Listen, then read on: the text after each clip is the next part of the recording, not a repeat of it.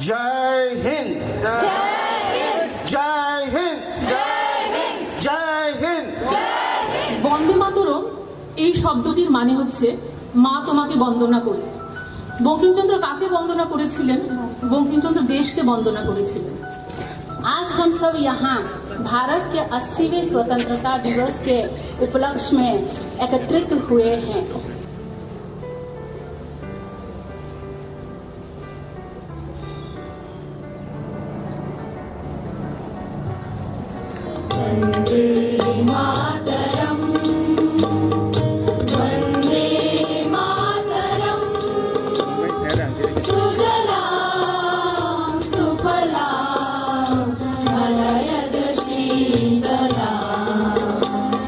আমরা এখানে সবাই মিলিত হয়েছি আমাদের জাতীয় পতাকা ও দেশমাতৃকাকে সম্মান জানাতে।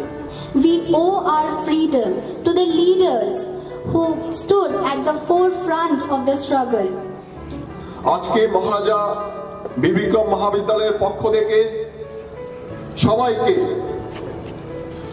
রাজ্যবাসীকে আমি জানাচ্ছি 80th ইন্ডিপেন্ডেন্স ডে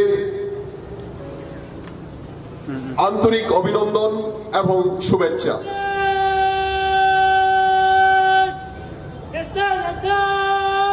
শুরু কর।